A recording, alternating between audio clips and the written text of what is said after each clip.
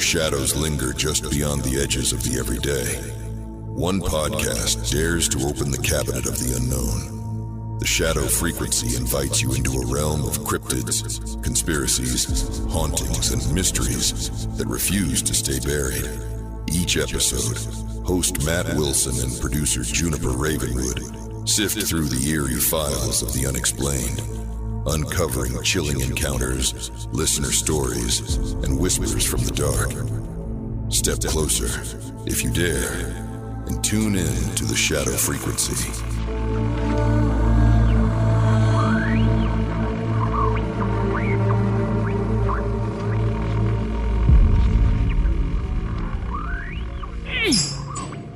Okay, got it open.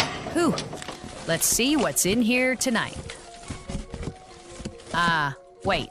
What is this? Oh my gosh, Matt, it's the head of an Annabelle doll. The what now? Why is that even in there? I don't know, but its eyes are definitely following me. Who put this creepy thing in the cabinet? That's it. We need to get a priest in here immediately. Yeah, or imagine some holy water. Nope, not dealing with that. Aha, found it. Tonight's folder, episode 210, Vanished on the Haunted Highway. Ooh, that one gives me chills. Oh, it should. And just wait till you hear the 911 call. All right, let's crack it open. Buckle up, folks. Time to take a drive you might not come back from. You're tuned to the Shadow Frequency, where the veil between the living and the unknown grows thin. Strange whispers, hidden truths, and things best left in the dark await. Hosted by Matt Wilson, produced by Juniper Ravenwood, featuring Chris Beach. Let's step in to the shadows.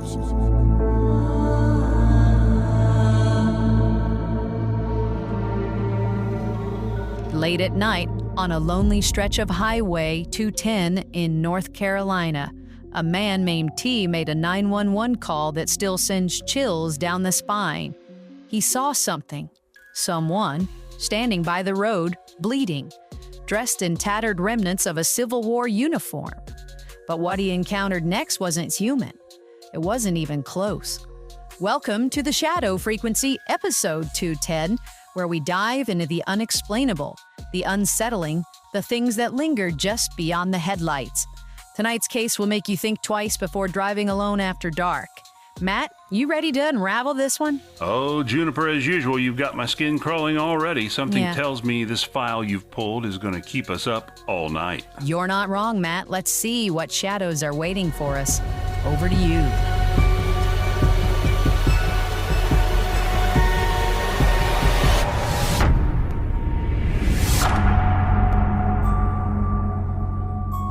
Juniper, you've outdone yourself digging into the file cabinet for this one. Tonight, we're opening a case that's as chilling as it is bizarre.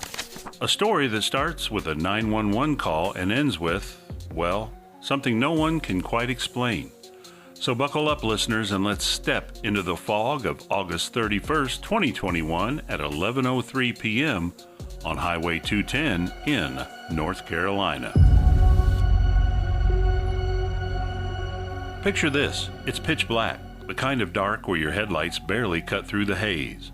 A man we'll call T is driving along, crossing the Black River, when he spots a figure on the side of the road. At first he thinks it's a person, maybe someone hurt, someone in trouble.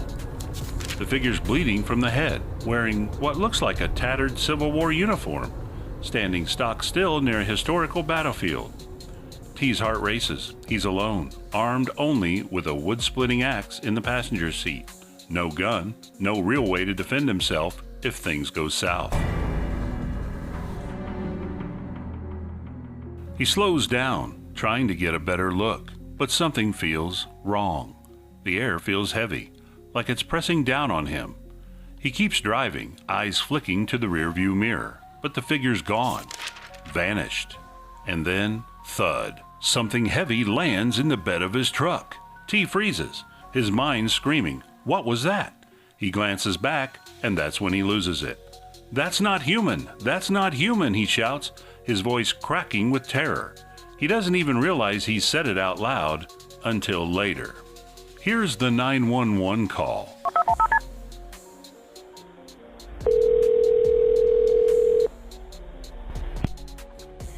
Center County 911. What's the address of your emergency? I'm driving on 210. I just crossed the Black River, and I thought I saw a guy standing on the side of the road bleeding. Okay, where are you at, sir?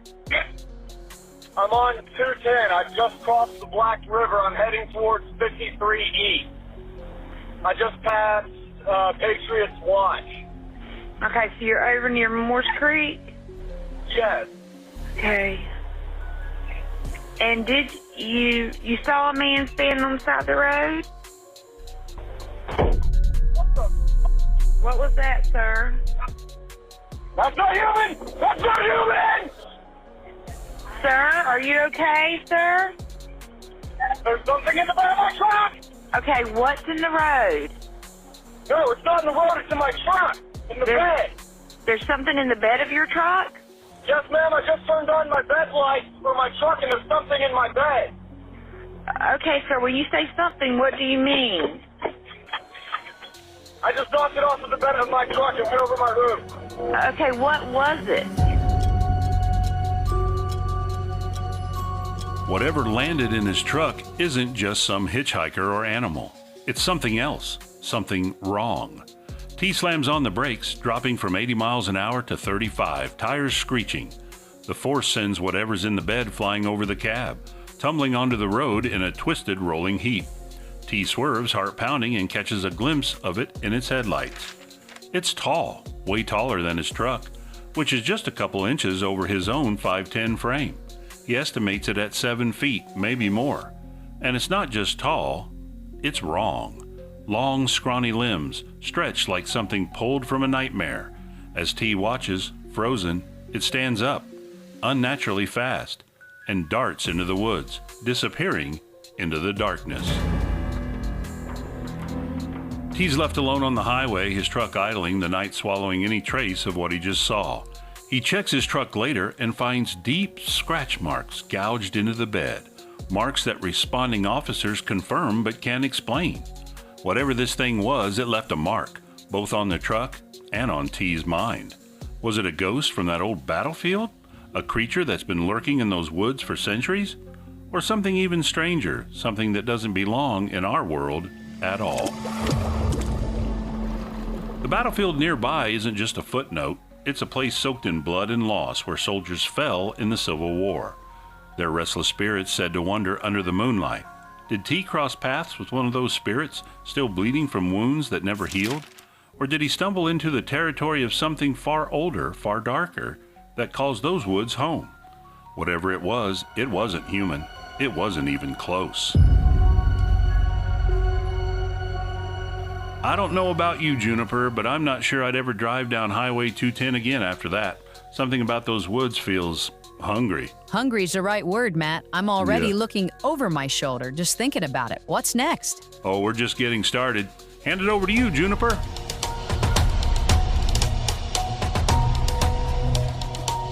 Goodness, listeners, if that story didn't make your skin crawl, I don't know what will. A 7-foot creature, Civil War ghosts, and scratches on a truck that no one can explain. What do you think T saw that night? We're diving deeper into this mystery in just a moment, but first, let's hear from our friend Chris Beach with a quick word. You got it, Juniper.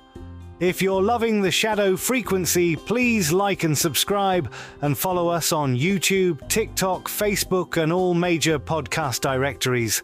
Visit our website at shadowfrequencypodcast.com to catch all our episodes. Leave a voicemail telling us where you're listening from.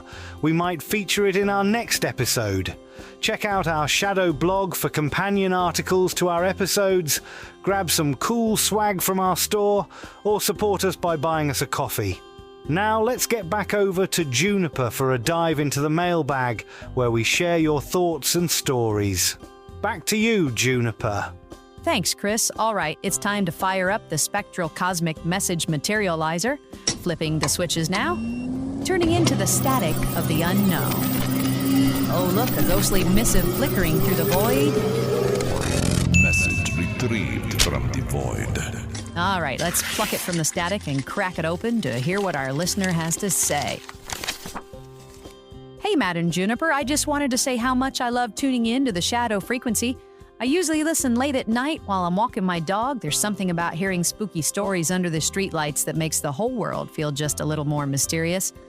I discovered the podcast a couple months ago on Pandora, and I've been catching up on past episodes ever since. Your mix of creepy history, strange cases, and Juniper's file cabinet annex always make me grin. Keep up the great work. You've turned my nightly walks into a mini paranormal adventure. Brianna S. from Flagstaff, Arizona.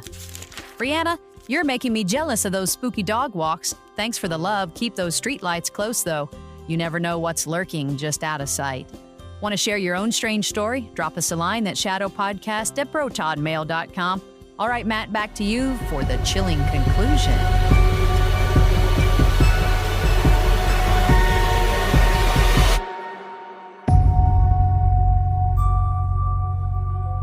Welcome back, listeners, to The Shadow Frequency. We're diving back into that haunting night on Highway 210, where T encountered something that defied explanation. A 7-foot, long-limbed creature that leapt into his truck and vanished into the North Carolina woods. Let's pick up where we left off, because this story only gets stranger. T was shaken, understandably. He'd just seen something that didn't belong in our world. Something that moved too fast, stood too tall, and left claw-like scratches on his truck. The police who responded couldn't identify what it was, but they confirmed those marks weren't from any animal they knew. T described the creature as almost human, but not quite, like a distorted shadow of a person, stretched and twisted into something unnatural. He couldn't shake the image of it standing up in the road, its long limbs unfolding before it bolted into the forest. Now let's talk about that battlefield. Highway 210 runs near sites where Civil War soldiers fought and died, their stories etched into the land. Locals have long whispered about apparitions, soldiers in tattered uniforms, still wondering, still bleeding. Was T's figure one of these restless spirits caught in an eternal loop of agony? Or was it something else, something that uses the battlefield's dark energy as a hunting ground? There are tales in the area of strange sightings, lights in the woods, figures that vanish when you look too long. Some even claim the Black River itself is cursed, its waters hiding secrets older than the war. Now, I don't want to break the spell here, but let's consider one possibility for a moment. Could T's mind have played tricks on him? It was late, dark, and he was alone on a desolate road. The human brain can conjure wild things under stress. Maybe he saw a deer or a bear, and his imagination, fueled by the battlefield's eerie reputation, filled in the rest. Those scratches could have been from branches or debris he didn't notice earlier. It's something to chew on, though I'll admit it doesn't fully explain the sheer terror in his voice on that 911 call, or the way he described that thing standing taller than his truck. Whatever the truth, T's story leaves us with more questions than answers. What was that figure by the road bleeding from the head in a Civil War uniform? Why did it, or something else, land in his truck? And where did it go when it fled into the woods? The scratches on T's truck are real, confirmed by police, but the creature itself, it's a shadow, a frequency just out of reach, something that lingers in the dark corners of Highway 210. Maybe it's still out there, waiting for the next lone driver to cross the Black River. I don't know about you, Juniper, but I'm thinking twice about late night drives now. That thing's still out there, watching from the trees. Matt, I'm half convinced it was a trick of the mind, but those scratches? That's giving me chills. What's next? Over to you, Juniper, to wrap this one up. Well, listeners, that was a wild ride down Highway 210, wasn't it? From a bleeding figure in a Civil War uniform to a 7-foot creature that vanished into the night. T's story is one we won't forget anytime soon. Thanks for joining us on The Shadow Frequency for episode 210. If you've got a strange tale of your own, you can send it to us at shadowpodcast@protodmail.com. And don't forget, you can always find us on Facebook, YouTube, TikTok, Rumble, Pandora, or all the major podcast directories. And you can check out our website, shadowfrequencypodcast.com, for more creepy cases. Come back next time for another dive into the unknown. Matt, you want to say goodbye? Sleep tight, listeners, if you can. Good night, everyone. Stay out of the shadows. This episode was produced with a commitment to exploring the unexplained while grounding our discussion in documented discoveries. All interpretations are speculative and intended for entertainment purposes.